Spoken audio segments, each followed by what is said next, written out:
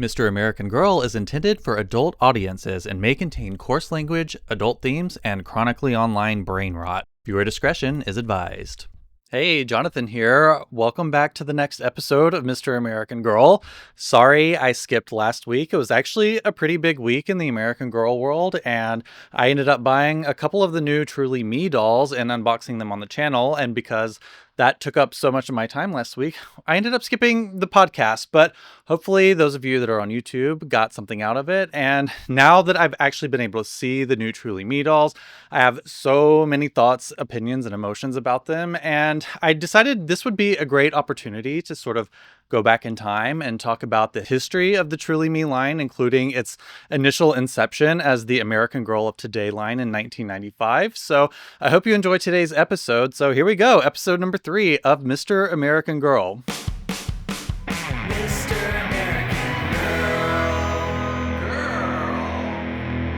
All right, welcome back to the podcast that my parents probably wish didn't exist. So, as I said in the intro today, we are going to be talking about the history of the Truly Me line, and it's undergone many different transformations over the years. It's been around for exactly 30 years as of this year, which is really exciting. It's kind of amazing what's happened over the years.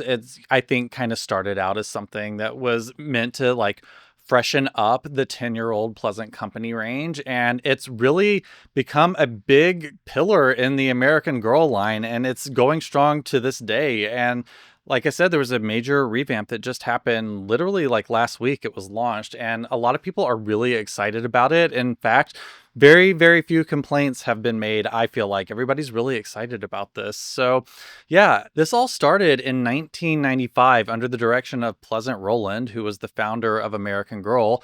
American Girl launched in 1986. As many of you know, if you're listening to this podcast, it was originally called Pleasant Company, which is a play on words on Pleasant Rowland's name. And it was originally launched as a brand that was meant to teach young girls about different periods in history. Pleasant Rowland was a school teacher and a textbook author, and her main mission in life, at least up until that point, was to educate children. So when she had her bright idea in the mid-80s to launch a doll brand that was centered around education and teaching about, hypothetical stories from the, young girls from the past, it basically became a brand sort of known for being historical. That's basically the vast majority of their product line was historical stories and dolls and characters, with one small little exception, which was the new baby collection that was launched in 1990. And I don't think it became really a big thing until a little bit later on. But really, outside of the baby collection, as far as 18-inch dolls, every single story that we had, every single character was rooted in the past. We obviously had Molly, Samantha, and Kirsten at the launch in 1986, and then 5 years later rolls around, and then we get our next character in 1991, Felicity Merriman, and then in 93 we get Addie.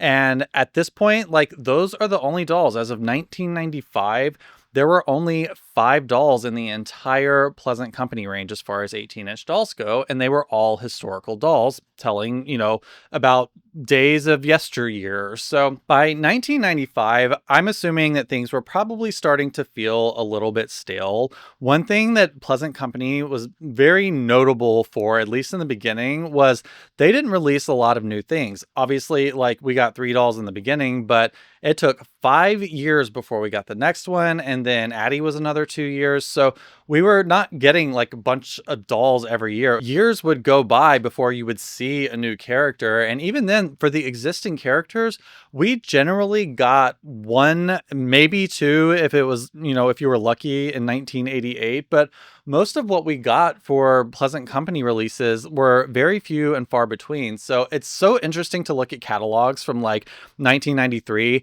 Not a whole lot was added since 1986. So I'm guessing that by, 1995, it's been almost 10 years of the American Girls collection. And I think Pleasant Rowland was kind of looking for the next thing to sort of breathe some new life into the American Girl range. And again, I think that because these stories were so in depth and we had like authors and designers and like there was this big production to produce these historical characters that oftentimes would involve an advisory board, particularly with Addie. That's one of the big pieces of her story, is that there was an entire advisory board that developed this story and what was appropriate for her character. And it obviously it takes a really long time to make these things happen. So by 1995, she, or the rest of her team, had come up with this new concept that, why don't we start telling stories from today, not just things that happened, 50 to hundreds of years ago? What is it like to be an American Girl in 1995? And so the American Girl of Today line was born. So interestingly, the American Girl of Today line was very much a riff. It was sort of like a spin-off line of the American Girls historical collection, because it sort of still put its focus around stories and like what it was like to be a girl, and even down to like the dolls and the books that came with them. It was still all of that same structure. The dolls were still 18-inch dolls, and they were made exactly like the original Pleasant Company historical dolls. And they made a bunch of different versions that were, from what I can tell, intended to represent different like types. When I say types, like basically different like skin tones and hair textures and colors and everything. And you got to remember, it was 1995, so things still weren't perfect in terms of representation. And certainly the American Girl of Today range is no exception to having some blind spots in terms of inclusivity. But Pleasant Company basically went from having like 5 18-inch dolls to like basically overnight, when the 1995 catalogs went out, they went from 5 18-inch dolls to 25, because there were 20 new dolls added to the range. But this time, instead of having stories that came with the dolls, it was intended that the child was going to write their own stories to sort of tell the story of this character. And I guess, it's kind of up to them whether they wanted to tell their own story or create an entirely new character. And getting to know people that had these dolls as children, I don't think either way was more popular. Some kids like made up characters and they had their best friends, and others just got a doll that looked like them, and it was sort of their mini-me. So instead of like a fully written, published book that came with the historical dolls, the new American Girl of Today dolls actually came with blank books. And not only that, they came with 6 blank books with writer's guides. So, Pleasant Rowland was a teacher through and through. She was going to make sure that even if you got a really nice, expensive doll that you were super happy about, you were still going to have homework at the end of the day. Which I think is actually really funny, because I collect these things very aggressively, let's say, and I have almost a complete American Girl of Today doll collection, and I've bought and sold a lot of them over the years. And what I find is, often I will, like, if you can find the dolls with the books at all in the first place, there's no writing in them. Typically, I think a lot of times kids got these dolls and were like, I ain't doing that. I've got math homework to do. I'm just going to keep the story in my head and it'll be our little secret. But they came with 6 blank books, and they followed the same structure as the original historical dolls did. So you would have a Meet Blank book. So whatever the doll's name was, it would sort of be like, Meet Molly, Meet Samantha. It's that same format where you just sort of give an expositional story to describe your doll. And the next book would be Blank Learns a Lesson. And then the third, Blank's Surprise, which is a holiday story. And then we have Happy Birthday Blank, which is the birthday story. And then we have Blank Saves the Day, and also Changes for Blank, which is basically the exact same story structure as the original historical characters.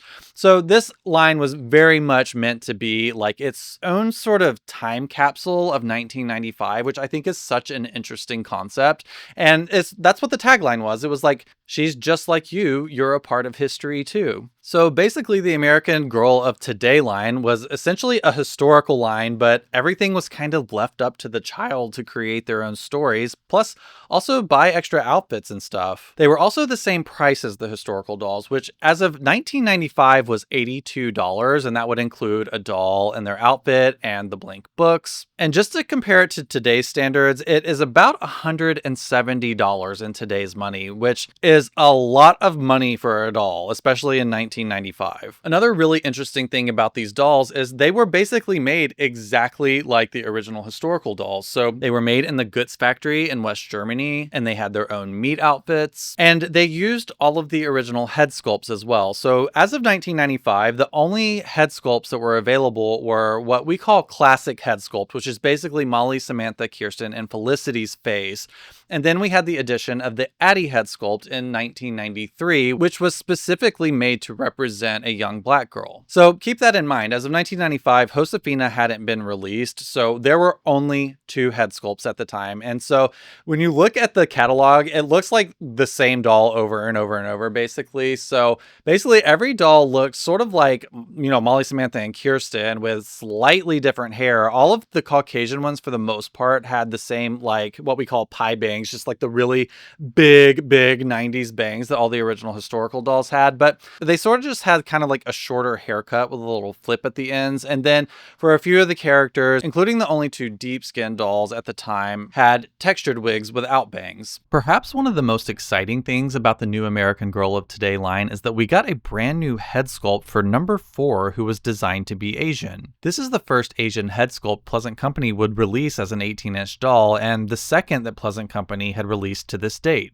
The first Asian doll, and the first deep skin doll for that matter, that Pleasant Company had released were variations of the baby dolls that were introduced in 1990 under the New Baby collection, which would later go on to be called Bitty Baby. To my knowledge, number 4's head sculpt is the only 18-inch head sculpt in all of American Girl's history to never be used on more than one product, and she's actually the only one from the numbered doll line to debut a head sculpt. All of the other ones were made from either historical or Girl of the Year dolls. And while she was in production for about 16 years, she's one of the most sought after American Girl dolls to this day. She's actually really not that rare, but demand is so high, you often end up having to pay about $250 for one if you're buying her on eBay. So as of 1995, there were only 3 total head sculpts used in Pleasant Company's 18-inch doll range. So because these dolls didn't have names or stories that were attached to them, because it was, up to the child to come up with them, the dolls basically ended up being numbered. So instead of a name, it would be like Girl of Today number 1, Girl of Today number 2,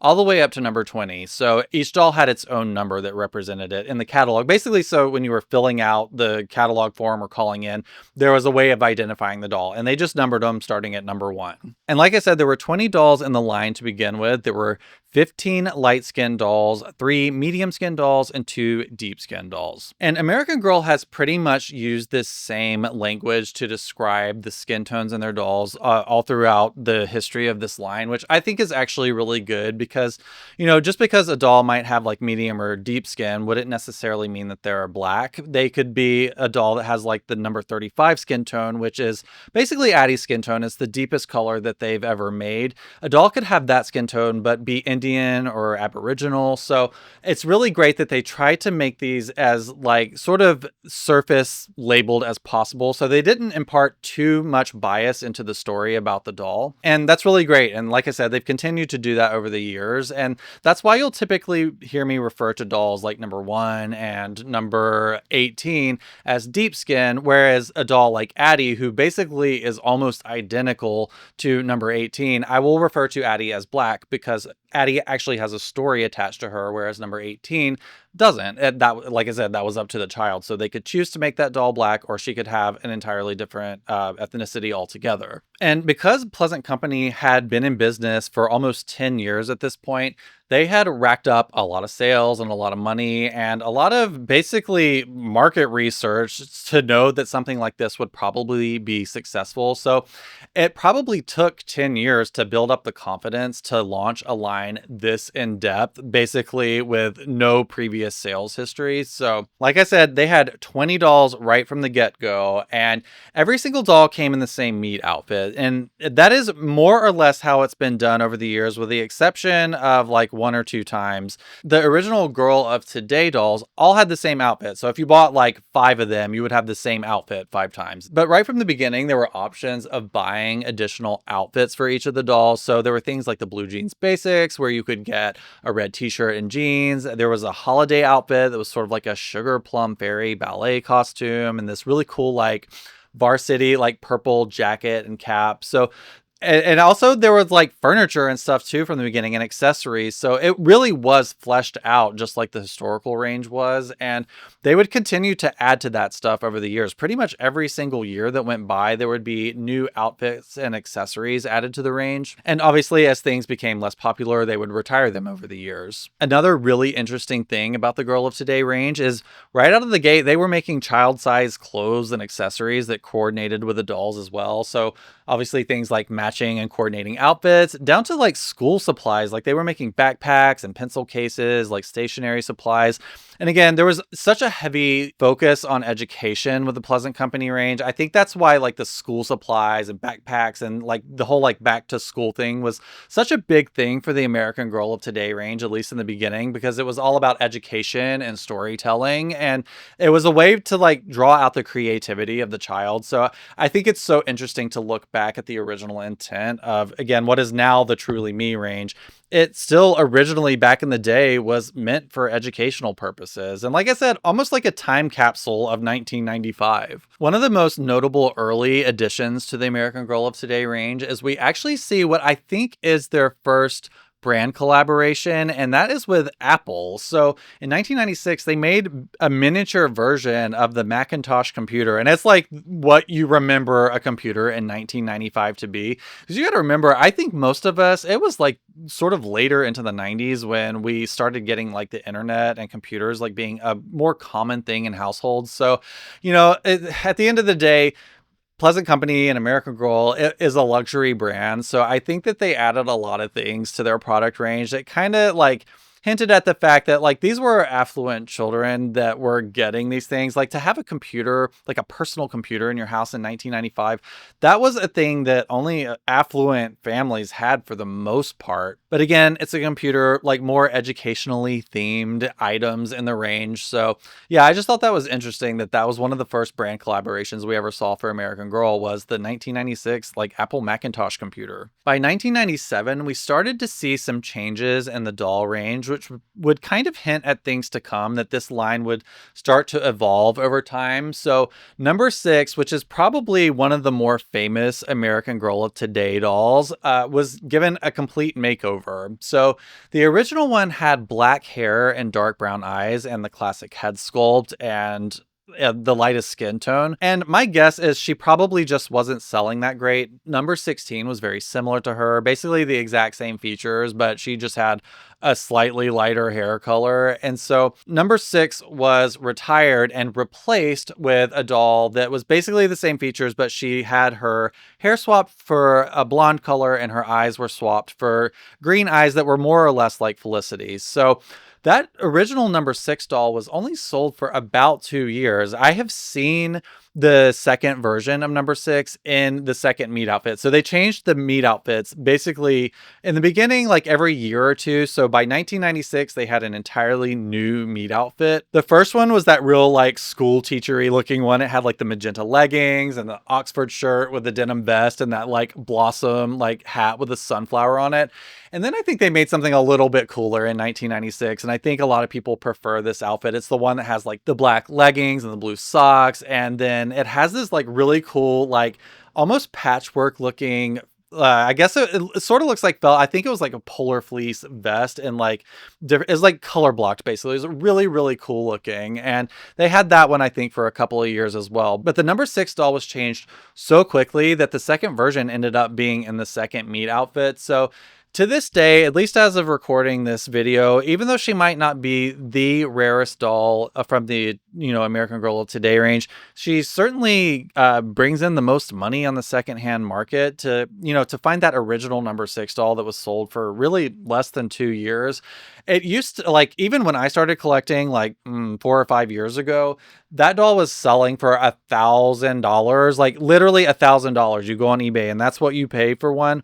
Lately, there's been some controversy about this that we've kind of talked about in my Discord, but lately the number 6 dolls have skyrocketed in price. I think we saw one sell for over $2,000 recently, which is just Absolute insanity. So, these Girl of Today dolls, in some cases, can be worth a lot more than the original historical dolls. I think a lot of people, that just sort of casually look at the Pleasant Company range, like trying to figure out what dolls are worth the most, I think might go with their gut instinct and say like, oh yeah, it's probably the dolls that everybody had. Like that's what everybody wants. But really at the end of the day, it's the stuff that didn't sell as well that kind of ended up becoming rare and more people want them than show up on eBay. So there are a few dolls in the American Girl of Today range that to this day still sell for hundreds of dollars, but that number 6 doll, because she was the first one to be changed, there just weren't a lot of her made, and she really fetches a high price on the secondhand market. So she's sort of like the most infamous American Girl of Today doll because she is so hard to get and so expensive when you can finally find her.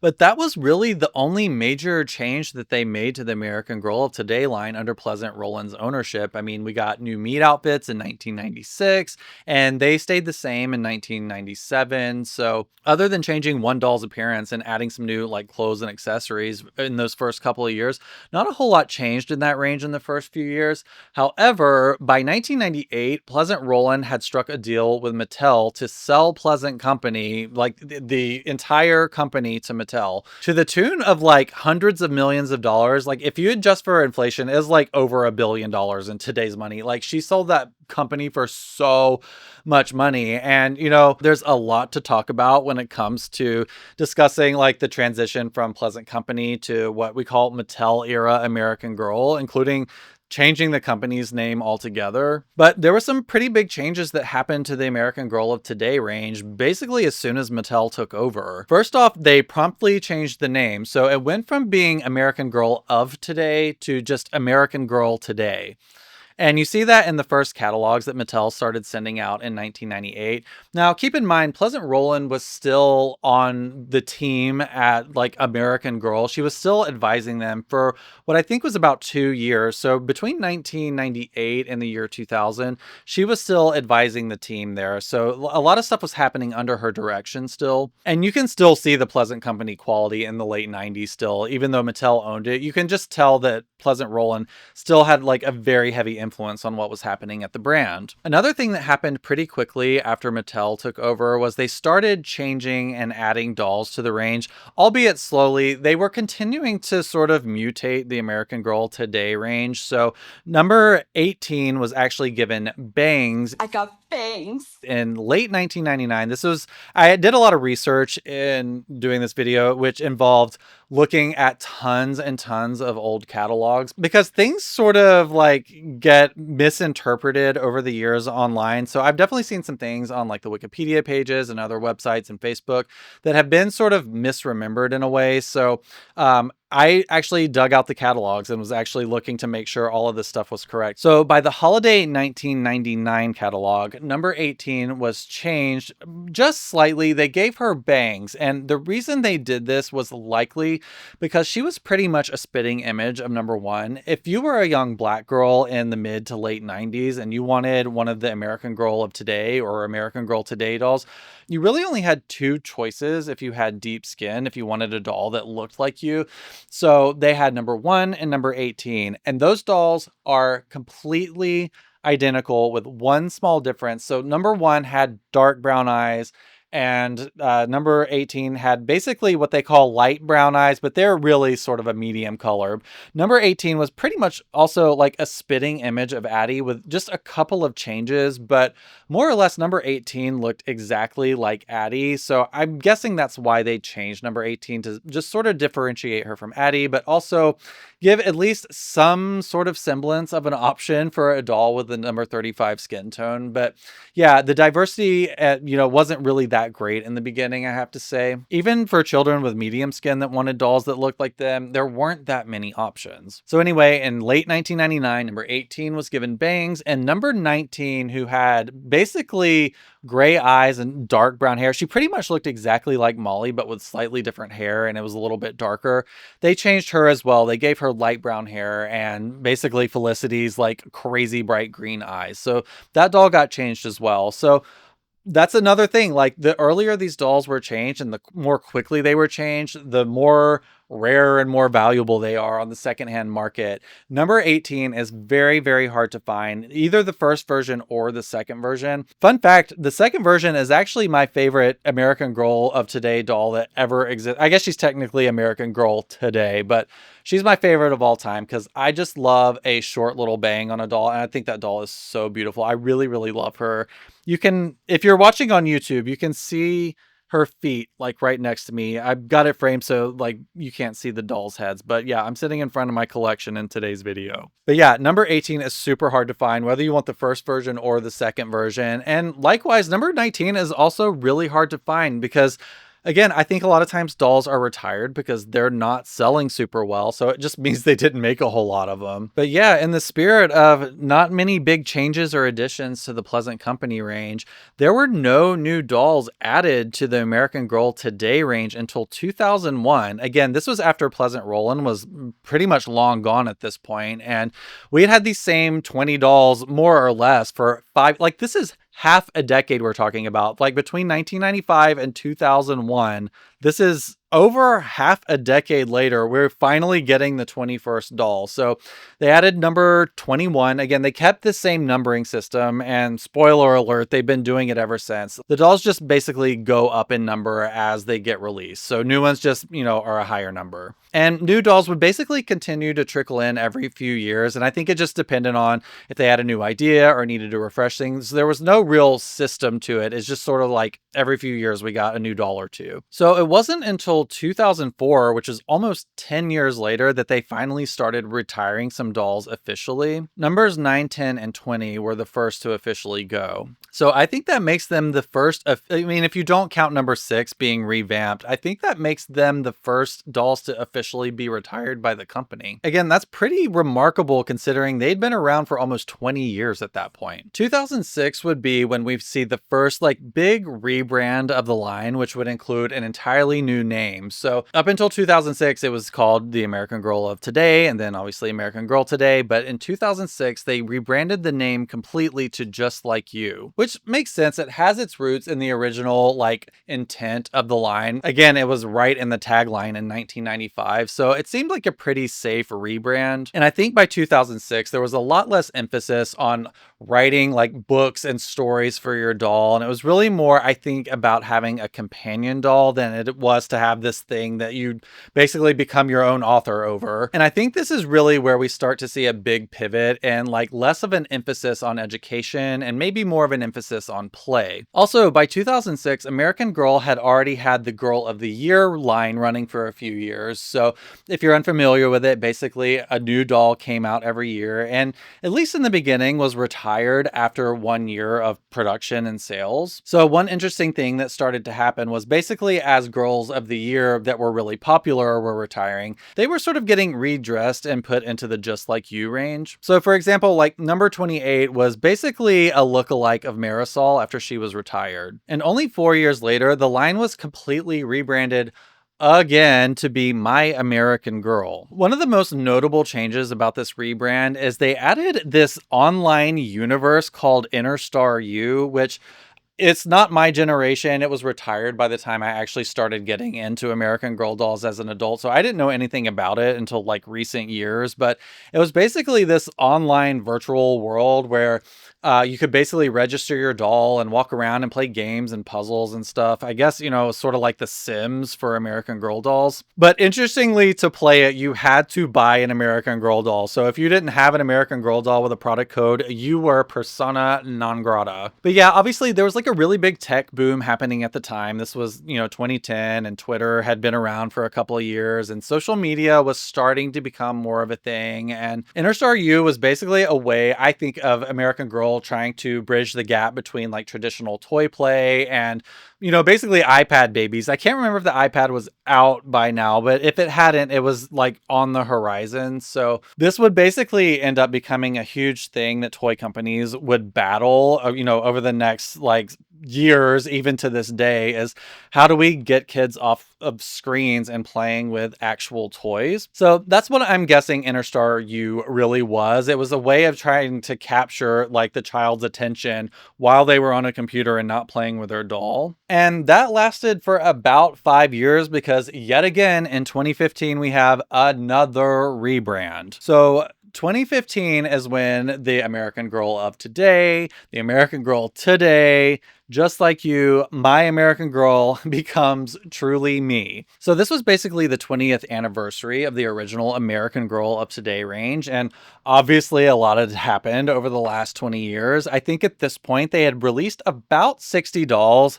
Now, not all of them were available. Obviously, some dolls had been retired, presumably due to low sales, but the line was really going strong. I think at this point, it really started to feel like the contemporary dolls had really given the historical dolls a run for their money. And I really feel like this is when we start to see more of a shift of American Girl's focus on the contemporary dolls versus the historical dolls. We were obviously continuing to get a lot of historical releases up until this point, but there was a very, very high emphasis on these contemporary American Girl dolls. Certainly when you would walk into a retail store, there was this huge display of all of the dolls that they had available, and you could pick one out that looked just like you or one that you wanted to be your best friend. So it really became a very cemented part of American Girl culture at this point, as opposed to sort of a spin-off range as it was originally introduced in 1995. But this is a really exciting thing to happen to the American Girl range. I know a lot of people are really upset that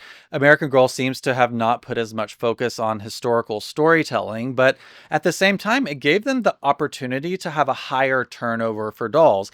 As I alluded to earlier, developing a character like Addie would have taken years. I mean, I would say like it probably took a minimum of 2 years to develop a doll from start to finish in the historical range. And in some cases, I wouldn't be surprised if it was like 5 or more. So to have dolls that weren't so heavily like story oriented means that they could really focus on the visuals and start cranking out doll after doll, basically. And one of the great things that came of that was all of the diversity and inclusion that would come about because of it. In 2017, they actually introduced bald dolls, which again, a great point of inclusion because obviously, there are a lot of children that are going through something like alopecia, or they may be going through chemotherapy, and for whatever reason, their hair might have fallen out. And they had the option of getting an American Girl doll that looked pretty much like them. And those dolls are still available in their range to this day, even with this new refresh. They are still including the dolls that don't have hair. I think that's really great. And they don't do this anymore, but for years, they actually used to give a free head replacement. So, say for instance, a child was undergoing like chemotherapy and at some point would start growing their hair back, the doll hospital would actually offer a free head replacement so that they could get a doll that had a wig. Now, they quit doing that in recent years. I'm just guessing, most likely because the service wasn't used enough. I don't know. Maybe it's just, corporate, price slashing, but unfortunately they don't do that anymore. But I still would say like, I'm very grateful that they still have bald dolls in their range. 2018 would actually bring what is probably one of the most controversial changes to the Truly Me line that has ever been introduced. And that is the introduction of boy dolls. A lot of people have a pretty big problem with this, and I honestly kind of understand why. This all kind of started in 2017 when they introduced their first boy character, Logan Everett, who was a companion character to the doll Tenny Grant. And I remember it was a really big deal at the time. I actually remember it was such a big deal that it made the news. I even remember them doing a segment on it on SNL on the Weekend Update, mentioning that American Girl was making boy dolls now. So it was a really big thing that they made their first boy doll in 2017.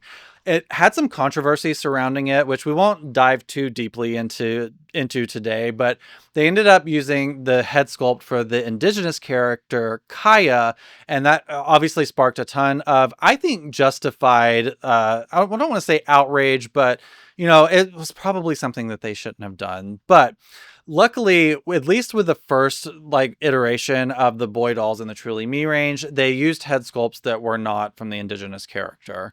But one of the things that they carried over from it was Kaya, if you're unfamiliar with the doll, was an indigenous character of the Nez Perce tribe. And when they were developing her character, the board basically advised that the doll not have her teeth showing because that was seen as a sign of aggression in their culture. So Kaya was sculpted to not have her teeth visible. It was one of the, like, it was like the thing that differentiated her from the rest of the American Girl dolls. So it kind of cheapened it. Like, it just, not even from like an ethical standpoint, it just kind of cheapened Kaya's character to reuse her head sculpt for, Logan. So anyway, they continued that same feature for the boy dolls in the Truly Me range, and that's what they do to this day. So if they are gendering a doll as a girl, she will have the traditional like beaver teeth that all the American Girl dolls have had since the very beginning, except for Kaya. And any doll that's gendered as a boy will not have his teeth showing. So even though they didn't use Kaya's head sculpt, they modified head sculpts for dolls like the Jess head sculpt, which is the Asian head sculpt, and the classic head sculpt. They also modified Addie's head sculpt to not have teeth, and I believe they did Sonali as well. So when they introduced the boys, they had their own unique head sculpts, and that is still true to this day. I might actually do a full episode about boy dolls and boy characters and the presence of guys in the American Girl collector fandom. There's a lot to talk about there, so I don't want to get too deep into it today because we're kind of talking about the Truly Me range. But let's just say not everybody loves the fact that I'm here, and they certainly don't love the fact that we have boy dolls taking up space in a company that was meant to be for girls, about girls. And while I'm typically not a person that will say like, oh, I see both sides, I actually do kind of see both sides on this one. In 2020, American Girl started experimenting with doing non-natural hair colors in their dolls. And in 2021, they actually did an entire like sub-brand called Street Chic, which was still in the Truly Me range, but they were experimenting with doing more unique meat outfits and putting like all kinds of wacky colors in dolls' hair that probably would have landed them on the Jenny Jones show in the 90s. Like,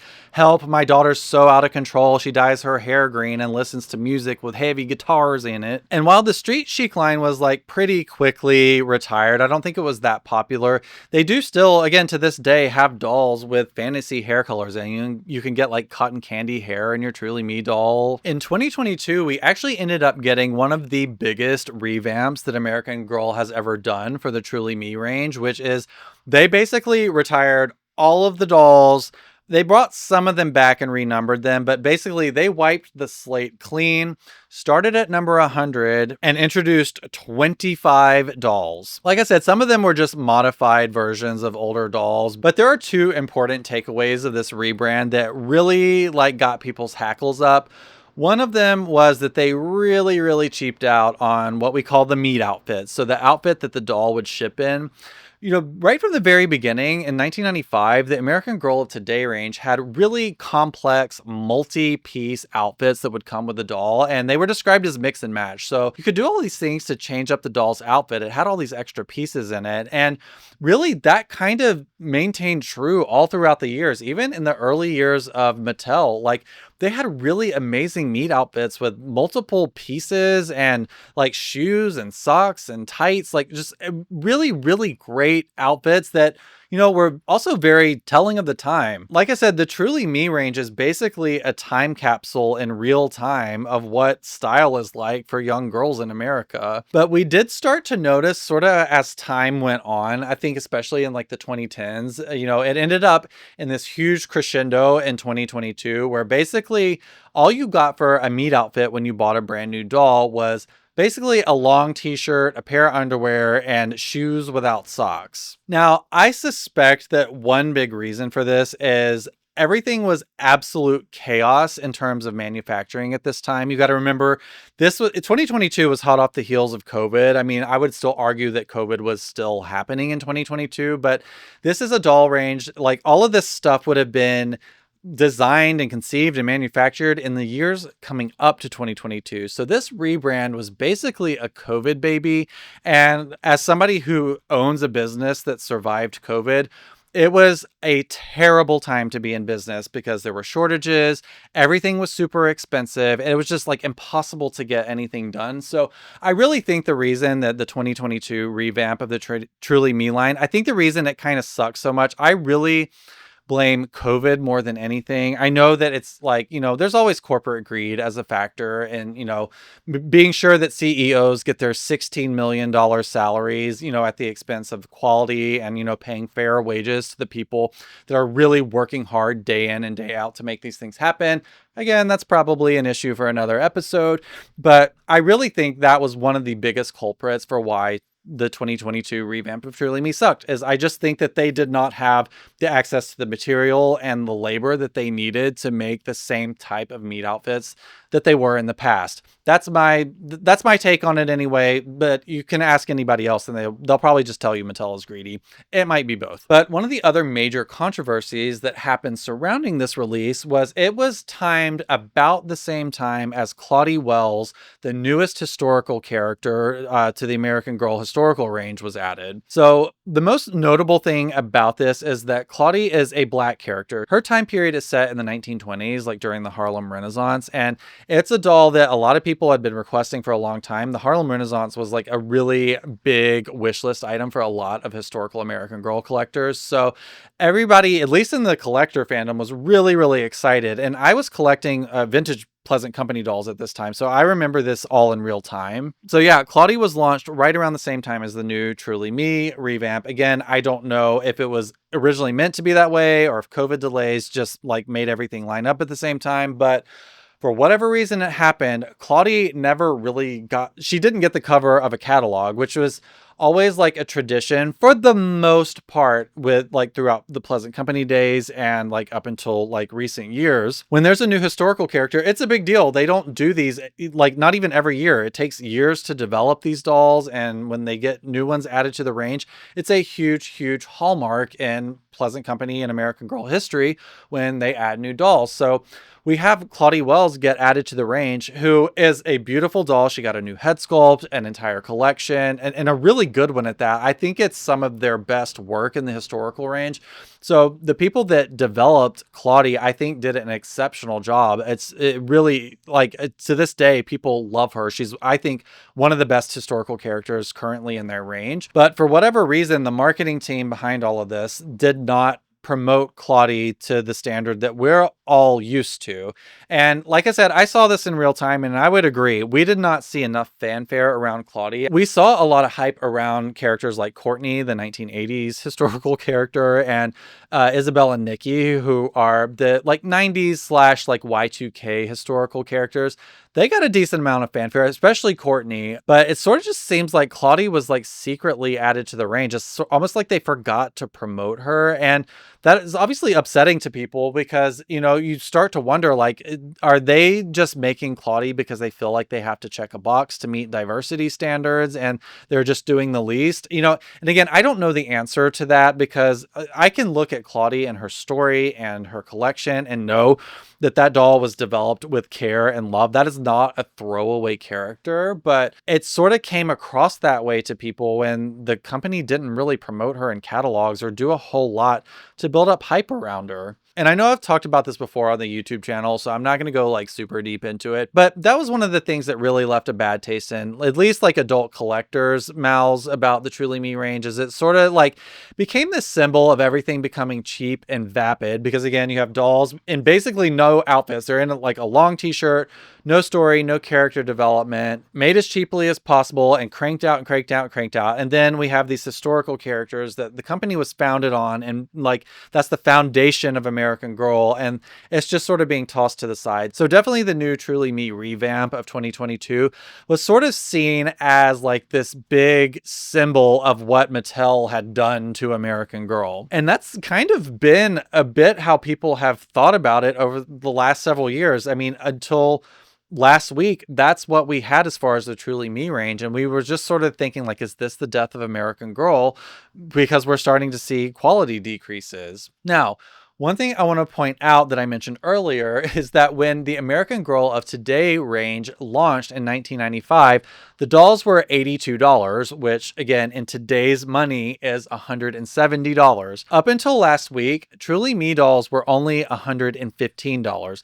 They'd obviously raised the price a little bit over the years, but they did not outrun inflation. They actually, I think, did a really great job. For the most part, again, 2022 was a little bit of an anomaly, but over the years, they did a really good job of keeping the price down of the Truly Me doll because, again, it's the most accessible range in the American Girl line. So they did a good job of keeping the prices low on those. The historical dolls creeped up a little bit, but for the longest time, like American Girl dolls were $115. And when they started increasing the prices on the historical range and all the named characters, the Truly Me range still stayed at $115. When, if you adjust for inflation, they should have been $170. So I cut American Girl some slack just because I know that to keep the dolls cheap, you have to find somewhere to cut costs. So I still think that that's really great that they've been able to keep the price really low on that range, considering. So cut to last week, we had a brand new, yet again, revamp of the Truly Me line. And